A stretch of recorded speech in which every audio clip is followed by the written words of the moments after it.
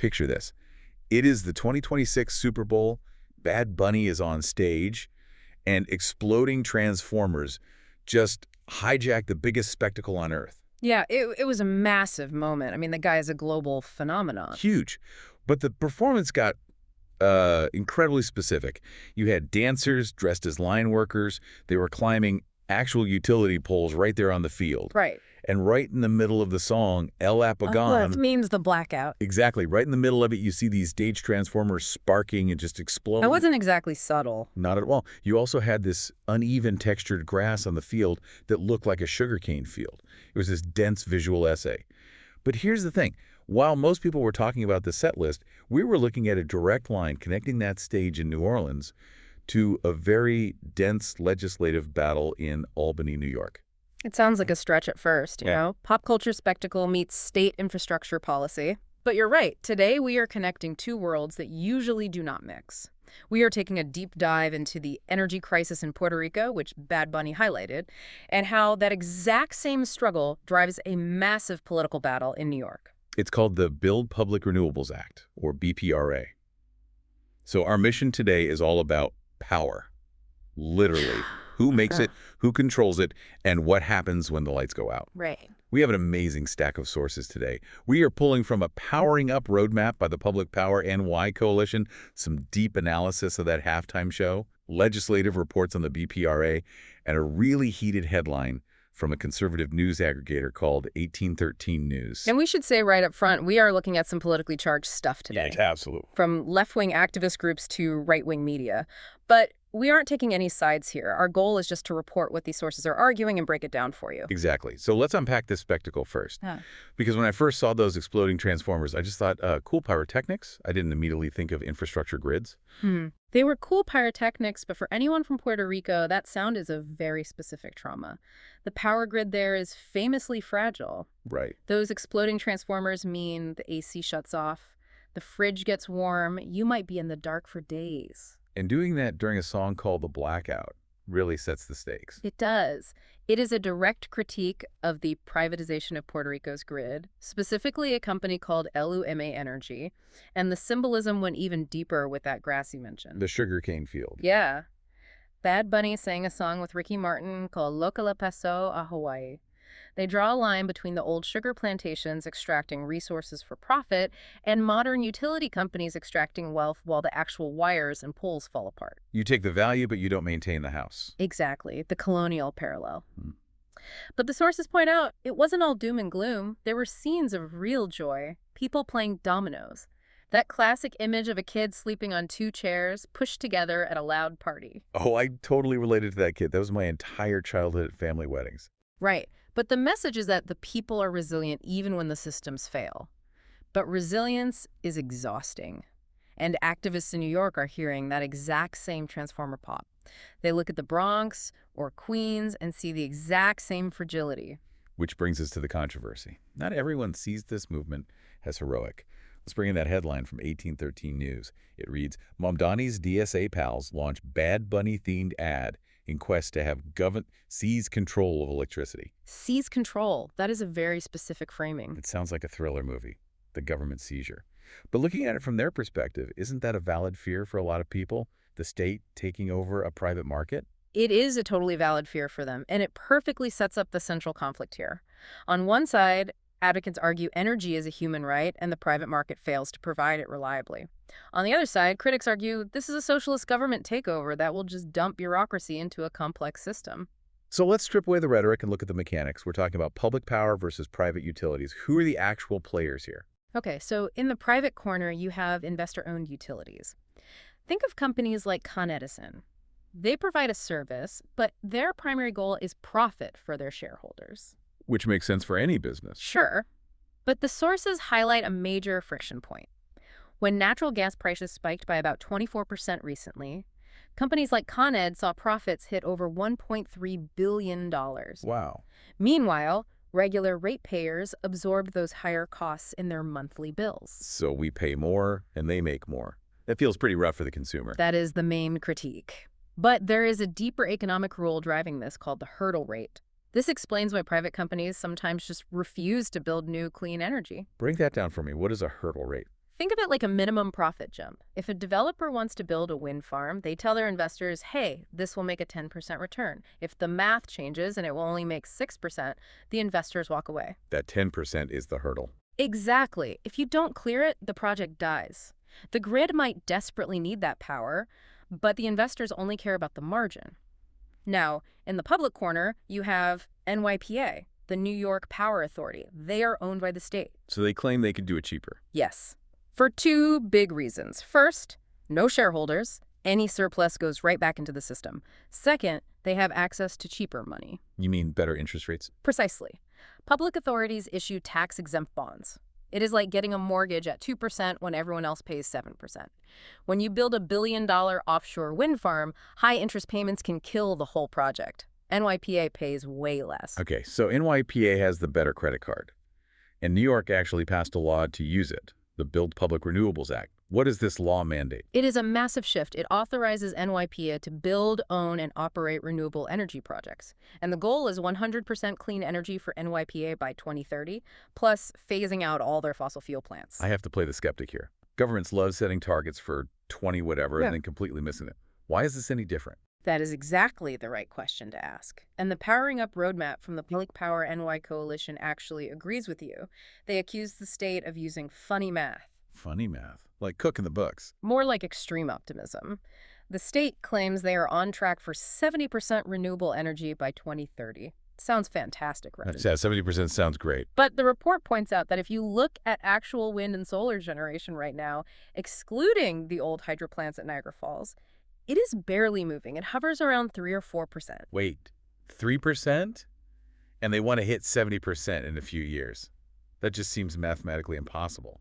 The report calls it long-term optimism, short-term failure. The state counts projects that are not built yet and might never be built because they get stuck behind that hurdle rate we talked about. So if the private sector is not building fast enough, what is the coalition's fix? They want an all-hands-on-deck approach. They are demanding that NYPA step in and build 15 gigawatts of renewable energy by 2030 to fill the gap. 15 gigawatts. Is that a lot? I don't really have a frame of reference for that. It is huge. It powers millions of homes. It is basically the public sector saying, fine, if private developers won't build because the profit is too low, we will just build it at cost. And they want to do it using local manufacturing. Right. The roadmap mentioned using economic development funds. Yeah. Instead of handing out corporate subsidies to tech giants, they want to build factories in New York to make the solar panels and wind turbines right there. Fix the supply chain locally. Exactly. Okay, so that covers the how, but we need to look at the who, because a massive part of this deep dive is about who actually gets to breathe clean air. This brings us to the peaker problem. Yes. Environmental justice is at the core of this.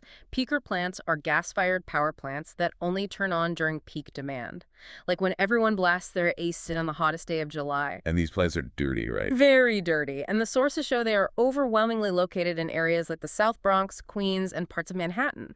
These zip codes have some of the highest asthma death rates in the country. That is devastating. It is. The BPRA legally mandates that NYPA must phase out these specific peaker plants by 2030. Okay, but again, playing devil's advocate, if you shut down the exact power plants that turn on when we need electricity the most... Do the lights go out? Yeah. Isn't that exactly what Bad Bunny was protesting? A grid that fails when you need it? That is the #1 counter-argument from the opposition, reliability. You cannot just unplug a gas plant and hope the wind happens to be blowing. If it's a hot, still night, you have a blackout. So what is the alternative then? The roadmap argues for industrial battery storage.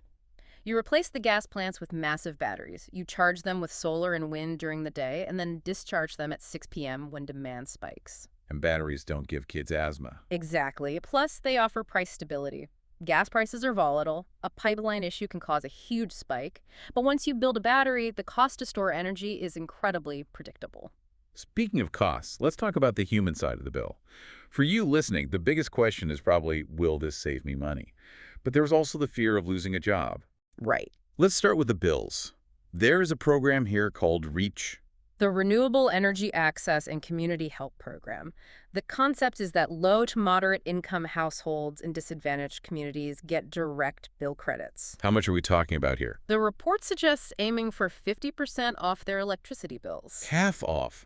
That is a massive deal for a family struggling with inflation. It is life-changing. It says to the community, if we build this infrastructure in your backyard, you get a direct financial benefit. But the other human element is much more tense. The labor unions. Right. Green energy and unions have a rocky history. They do, because fossil fuel jobs working on a pipeline or at a gas plant are typically unionized, high skill, and high pay. You can easily support a family. And historically, green jobs haven't been that way. No. The solar industry has often relied on lower-paid, non-union contract workers. So when a politician tells a gas plant worker about a green transition, that worker just hears, you are getting a massive pay cut. Which makes total sense.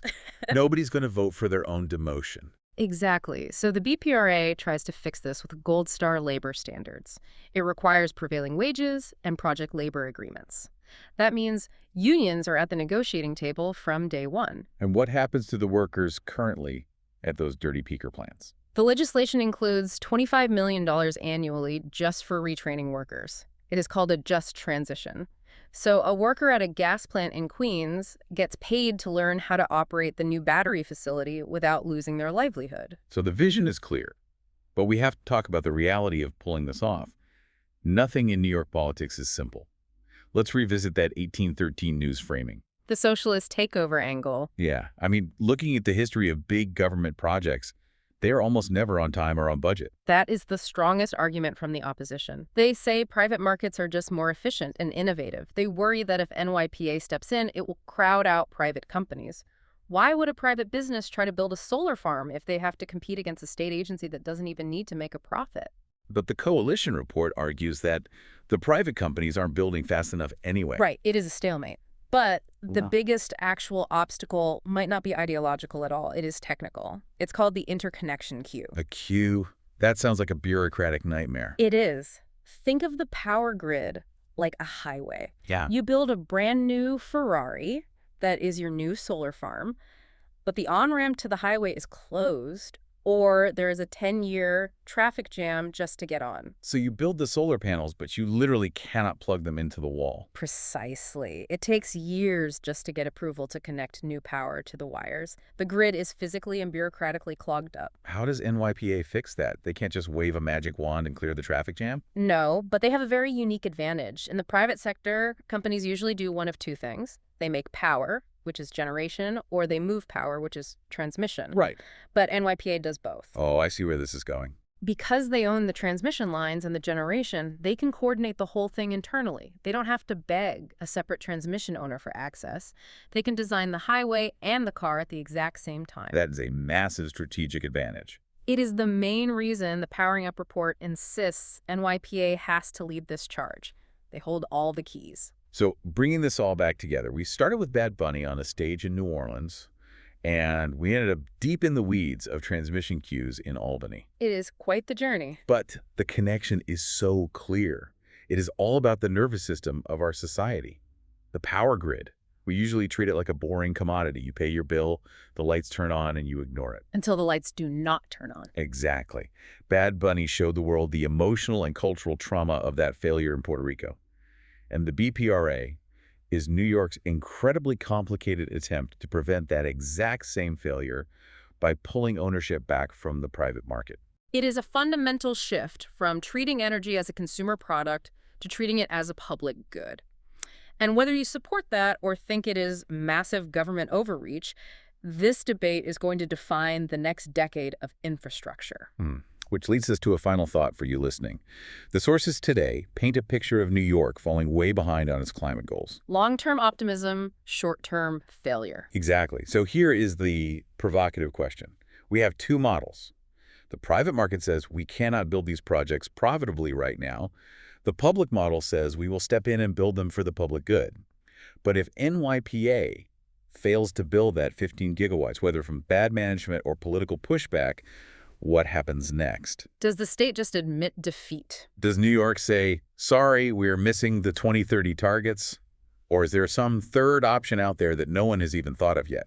Because the clock is ticking, the math is not adding up, and right now we are all just hoping the lights stay on. It definitely makes you look at a light switch differently. It really does. Thanks for taking this deep dive with us. Anytime.